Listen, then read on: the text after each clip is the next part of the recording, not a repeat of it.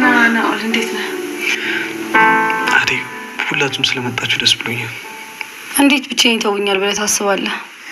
ናኦል አቤት ዴቭ።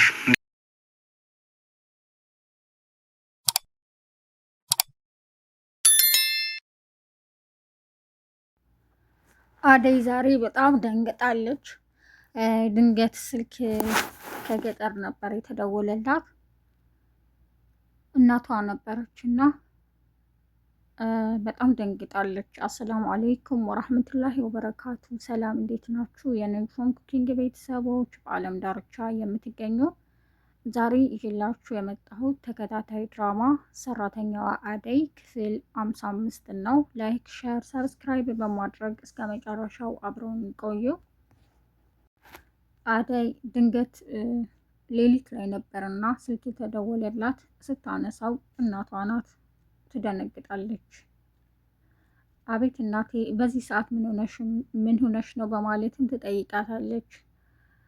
እኔ ደህና ነኝ፣ አባትሽ አንቺን ፍለጋ ወጥቷል፣ ያለሽበትን ቤት ያውቀዋል ስትላት ትደነግጣለች። ምክንያቱም አደይ ከገጠር ጠፍታ ወደ አዲስ አበባ የመጣችው የማትፈልገውን ባል አባቷ ሊድራት ስለነበር ጠፍታ ስለሆነ።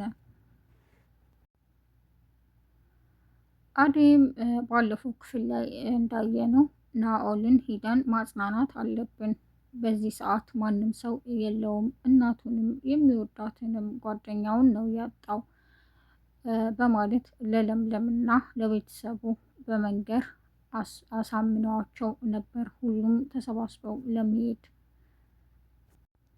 ፍቅር እኔ ምን ላደርግ ነው የምሄደው? አልሄደም ብላለች። እቤትም ቁጭ ብላ የተንኮል ሴራዋን ትሸርባለች። ሁሉንም ካሳመኑ በኋላ ሁሉም ተሰብስበው ወደ ናኦል ቤት ሄደዋል ለማጽናናት። ፍቅር ብቻዋን ቤት ቁጭ ባለችበት ድንገት ወንድሟ ባርኮት ይመጣል። እንዴ የት ሄደው ነው ብቻሽን የሆንሹ? በማለትም ይጠይቃታል። እኔ እኮ እዚህ ቤት ማንም የለኝም፣ እኔ በቃ እኔ ብቻ ነኝ ያለሁት፣ ማንም የሚጠይቀኝ የለም፣ የሚንከባከበኝ የለም፣ ስራን በዝቶብኛል። አደይ እኮ ስራዋን ትታ እነ ኤላ ለምለም ጋ ነው ያው የምትውለው የምታድረው፣ የቤቱን ስራ ሁሉ እኔ ነኝ የምሰራው፣ ጫና በዝቶብኛል በማለት ትነግረዋለች። ባርኮትም ይደነግጣል። እንዴ ምን ማለት ነው? እኔ አንቺን ላምን አልችልም፣ እንደሱ አትበይ፣ እነሱን ጠይቄ ያኔ ነው አንቺን የማምነው ይላታል። እኔ ለማየ መናገር አለብኝ በማለት ታስፈራራዋለች። ባርኮትም ወደ ቤዛ ይደውላል። ቤዛም ከነናኦል ጋር ስለሄደች አቤት ባርኮት፣ እንዴ መታል እንዴ? እሺ አሁን መጣሁ በማለት ናኦል በቃ እኔ ሊሄድ ነው ፈጣሪ አጽናህ ትለዋለች። ለምለምም ባትመጪ ይሻልሽ ነበር ትላታለች። ምን ማለት ነው ደግሞ ይሄ ትላታለች። ችግር የለውም እሺ ቤዛ መሄድ ትችያለሽ፣ አመሰግናለሁ ይላል ናኦል። ቤዛም ወደ ቤት ትመጣለች። ባርኮትም ተኝቶ ታገኘዋለች። ከቀሰቀሰችው በኋላ ምንድን ነው የተፈጠረውን ነገር በሙሉ ልትነግርኝ ትችያለሽ ይላታል። ፍቅር የነገረች በሙሉ እውነት ነው በማለትም ይጠይቃታል። እንዴ አንተ የእህትህን ባህሪ አታውቅም እንዴ? ለምንድን ነው ትለዋለች። አደይ እዚህ ቤት የለችም፣ እሷ ናት ስራውን ሁሉ እየሰራች ያለችው ፍቅር በማለት ይጠይቃታል። እንዴ የት ትሄዳለች አለች፣ እንደፈለገች ስታዛት አይደል እንዴ የምትውለው? ምን ማለት ነው ትለዋለች።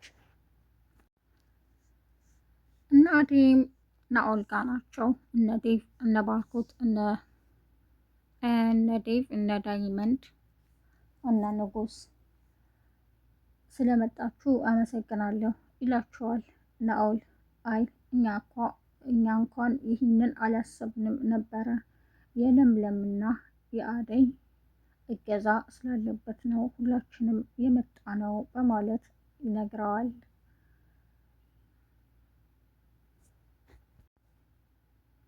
አቶ ንጉስም አደይ የኔ ባትሆኝ እኮ በቃ ከሆነች ምርጥ ሀሳቢ በማለትም ያወራል።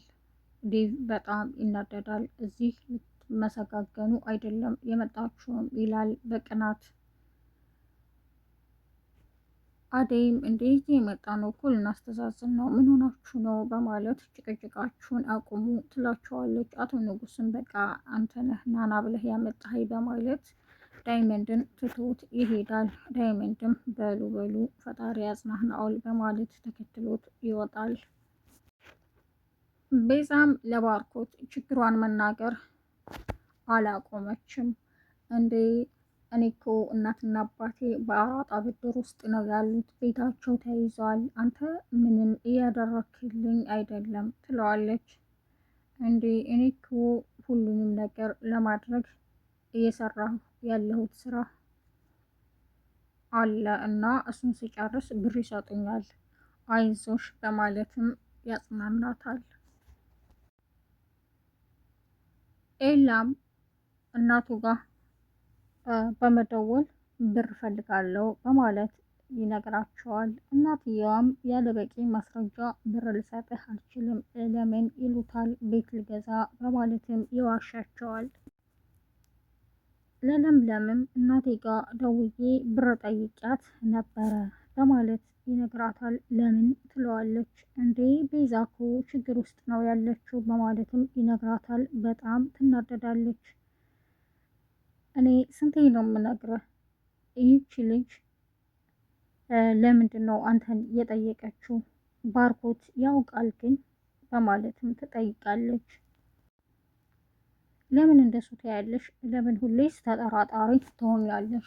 ይላታል። አይ እኔ የሚሰማኝ ልጅቷ